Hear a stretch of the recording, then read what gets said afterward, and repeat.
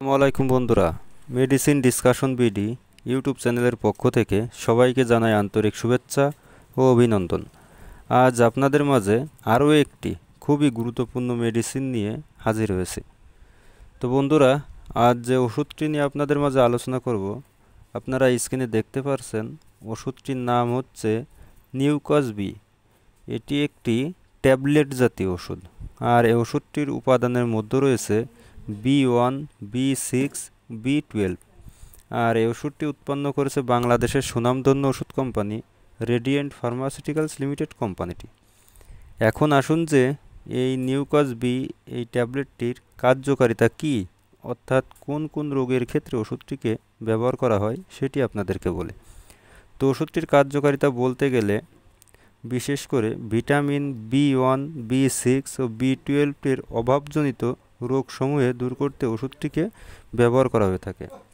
যেমন পেট ও কোমরের ব্যথা দূর করতে ওষুধটিকে ব্যবহার করা হয়ে থাকে, যে কোনো স্নায়ু প্রদাহ দূর করতে ওষুধটিকে ব্যবহার করা হয়ে থাকে, মেরুদণ্ডের ব্যথা দূর করতে ওষুধটিকে ব্যবহার করা হয়ে থাকে।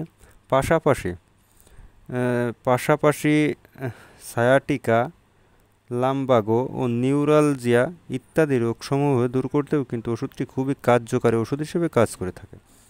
এখন আসুন যে ওষুধটির সেবন বিধি কী সেটি আপনাদেরকে বলি। তো ওষুধটির সেবন বিধি বলতে গেলে বিশেষ করে যারা প্রাপ্তবয়স্ক তাদের ক্ষেত্রে 1 থেকে 3টি করে ট্যাবলেট বিভক্ত মাত্রায় সেবন করতে হবে। অর্থাৎ প্রতিদিন 1টি করেও সেবন করা যাবে, এবং 2টি করেও যাবে, এবং 3টি করেও যাবে। যদি কেউ 3টি করে সেবন করে তাহলে সকালে 1টি, দুপুরে 1টি এবং রাতে 1টি। আর যদি কেউ 2টি করে সেবন করে তাহলে সকালে 1টি এবং রাতে 1টি করে সেবন করবে। আর যদি কেউ 1টি সেবন করে তাহলে শুধুমাত্র রাতে 1টি করে সেবন করতে পারবেন।